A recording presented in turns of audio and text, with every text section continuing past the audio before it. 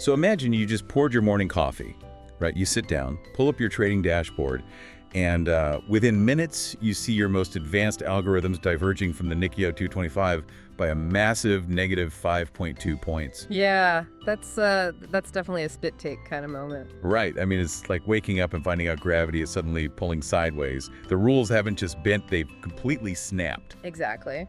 And that's exactly what we're looking at today. Yeah, so welcome to today's deep dive. We've got our hands on the leaked June 17, 2026 observation logs from Team AI Lab. The file is literally just called notebook.txt, so, stock notebook for use. Which sounds so mundane for what it actually is. It really does, because this isn't just a standard daily recap. We are looking at a localized anomaly, like a simulated battlefield where the underlying physics of the market have just broken down. Right, and it gives us this incredible chance to watch two fiercely opposing algorithmic philosophies try to survive all this chaos in real time. Yeah, and that negative 5.2 point divergence I mentioned, let's unpack that. Because Team Mountain Climbers is sitting at negative 5.2 points against the Nikkei and negative 1.5 against the TOPIX. And their rivals, Team Wave Riders, aren't doing much better on the surface. They're at a negative 3.8 against the Nikkei and negative 0.2 against the TOPIX. So both teams are just massively disjointed from the major indices. But I want to clarify something for you listening. A point here doesn't just mean a flat percentage drop. No, it's way more complex than that. In this simulation, a point is Team AI Lab's internal risk-adjusted performance metric. Right, so it's factoring in all sorts of things. Exactly. It's looking at relative alpha, volatility exposure, drawdown severity against the baseline index. So a gap of this magnitude means the algorithms are actively rejecting the baseline logic of the market. Which is wild. Like if I see my bots bleeding out like that against the baseline, my first instinct is just, well, the bots are broken, unplug them. And in a normal market, you'd be right, but the divergence here actually proves the opposite. Wait, how does failing to track the market prove they aren't broken? Because the baseline indices, the Nikkei and TOPIX, they represent the traditional normal weather system, but Team AI Lab deliberately feeds these units into anomalies. Oh, I see. So it's a stress test. Exactly. The environment itself is fundamentally hostile to traditional tracking. The old rules of, mean reversion and standard distribution, they're useless here. So the map is completely burned. Yes. And these two teams represent the only two living strategies trying to navigate that unmapped space. Okay, so let's dig into those strategies because they are basically complete opposites. Let's start with Team Mountain Climbers. Their core philosophy is listed in the log as equilibrium detection. Right. So if the market is a hurricane, you have to decide how your machine interprets that chaos. And the mountain climbers are looking for the eye of the storm. Precisely. In any highly volatile system, there are these theoretical points of equilibrium, like mathematical centers of gravity that stay static while everything around them is just whipping back and forth. So they aren't even trying to trade the wild swings. Not at all. The algorithm uses really complex statistical arbitrage to scan through the noise, filter out the violent volatility, and just plant its flag on that one stable spot. It wants to drop the heaviest anchor it can find in the dead calm center. Yeah, mathematically, they're searching for co-integrated assets that have temporarily decoupled but absolutely have to snap back to a baseline relationship. That makes sense. But then you flip over to Team Wave Riders, and their philosophy is called surging force tracking. Yeah, they do not care about anchors at all. They're basically grabbing a surfboard in the middle of a tsunami. That is a perfect analogy. They want to harness the sheer violent momentum of those rough seas. But how? I mean, how does a machine mathematically differentiate between just a random chaotic blip and an actual structural wave it can ride? Well, they throw out standard moving averages for a start. Really? Just completely ignore them? Yeah, because moving averages are too slow. They'd just get chewed up in this kind of anomaly. Instead, they rely on momentum ignition tracking. Okay, what does that actually look like on the ground? They're analyzing order book imbalances and the velocity of spread expansions. So if a massive influx of institutional capital suddenly hits a sector. Exactly. It creates a directional vector. And the Wave Rider bot is designed to latch onto that specific vector, ride the volume flow until the momentum starts to decelerate, and then it just bails out. Man, that is so aggressive compared to the mountain climbers. Yeah. But it's one thing to have these theories right. Deploying them into an unpredictable environment where you have literally zero historical footing is a whole different ballgame. It's the ultimate test. And Team AI Lab's approach to this is to send out probes. Yeah, the 9.00 JST Daily Scouting Report. They call it drafting new talent. Right, the 9.00 AM draft is where this really becomes a crucible. They drop 2 completely fresh units for the mountain climbers and 1 new unit for the wave riders today. And they put them on what the log calls a 10-session roster. Yeah, which is a very strict boundary. I want to pause on that for a second because for anyone not deep into algorithmic lifecycle management, a session isn't just like a casual time frame, is it? No, it's a highly bounded testing window. A 10-session roster means the unit gets exactly 10 measurement periods. Which could be trading days or specific intraday blocks.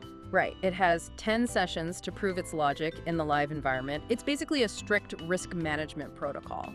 Because if the logic is flawed for the current weather, you don't want it running forever and just draining your capital. Exactly, it adapts or it dies. And these new talent units are entirely raw. Historical backtesting means nothing here. They have to prove themselves in real time under extreme duress. That sounds absolutely brutal. Like, how does a newly injected unit even orient itself when gravity is pulling sideways? It's incredibly difficult, which is why we have to look at the active roster to understand their odds. Right, the mainstay units that are already deep in that 10-session cycle. And looking at the log today, the survival rates are kind of mind-blowing. They really are. So for the mountain climbers, there are 24 active units out in the field, and somehow 18 of them are holding positive points. And for the wave riders, they have 12 active units, and 9 of them are holding positive points. Which is, I mean, if you step back and think about the sheer systemic anomaly we're talking about, a 75% survival rate is staggering. It's a miracle, honestly. In a simulation where most traditional strategies are just being swallowed whole, these specific units are filtering the noise. But wait, if the overall teams are dragging so heavily against the indices, like we said, negative 5.2 points, how are these individual units actually in the green? Well, the overall team score reflects the aggregate drag of the entire hostile environment, but these individual adapting units, I like to think of them as lighthouses in pitch darkness. Oh, I love that. Lighthouses in the dark. Yeah, they're entirely surrounded by this unpredictable, violent market, but they're still casting a beam. They represent pure hope in this data set. Because they prove that even when the broader logic collapses, there are micro patterns of survival. Exactly. If the algorithm learns fast enough, it can map out a safe zone even in a completely broken market. That structural resilience is just fascinating. But, you know, a 10-session roster means time eventually runs out. They have to come back to base and face the music. Right, the accounting comes due.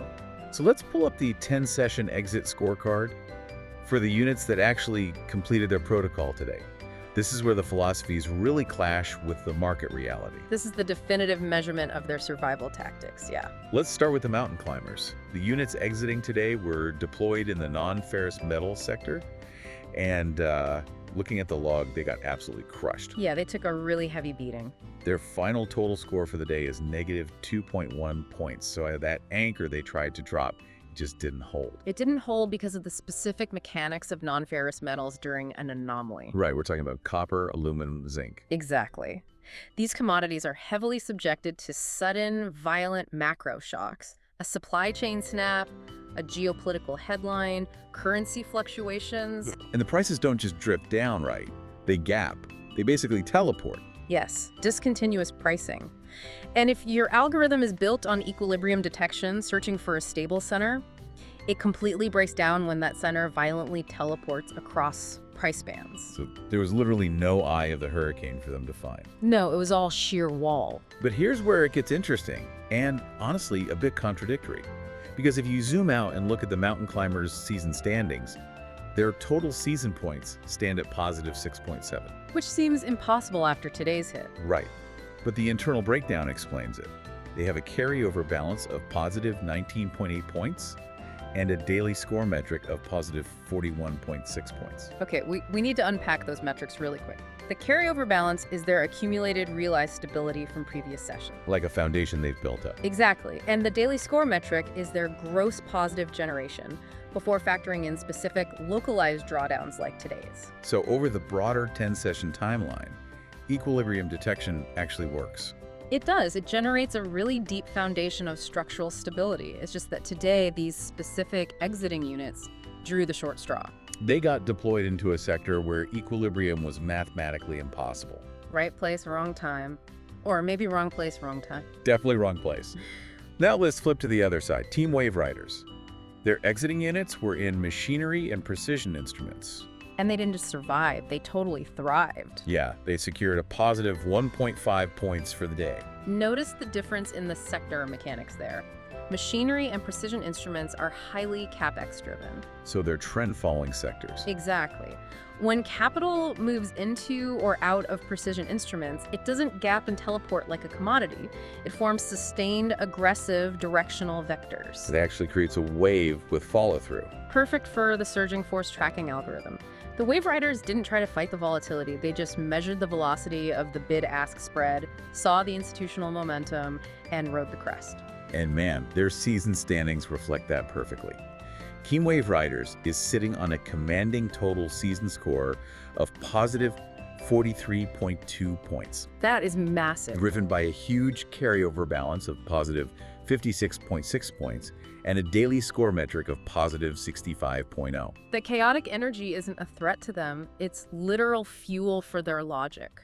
Okay, so as an observer looking at this data, my immediate human reaction is, well, pretty obvious. I think I know where you're going with this. I see the Wave Riders dominating with positive 43.2 and the climbers struggling today at negative 2.1.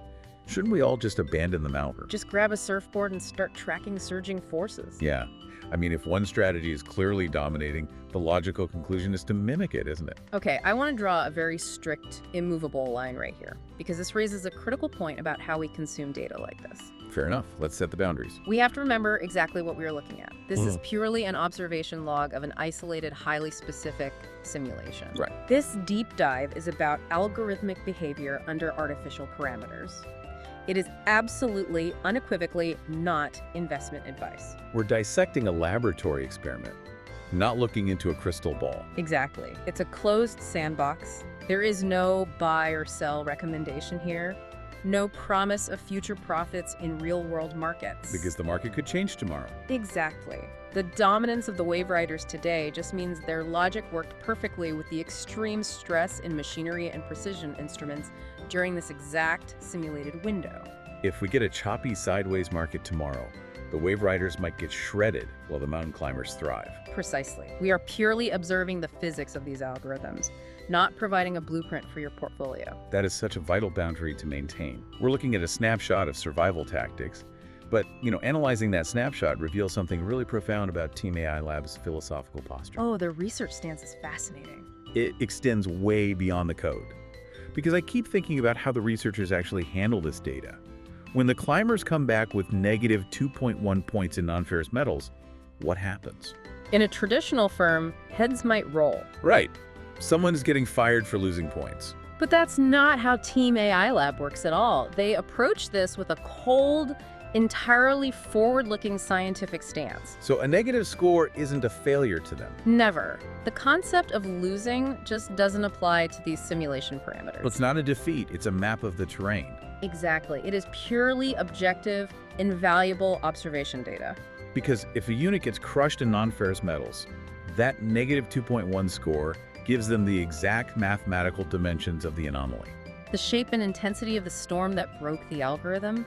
You literally cannot build the next generation of predictive models without understanding exactly where the current ones failed. It's just relentless scientific curiosity. You don't sit around mourning the lost points. No, you dissect the corpse of the algorithm to build a stronger one for tomorrow's session.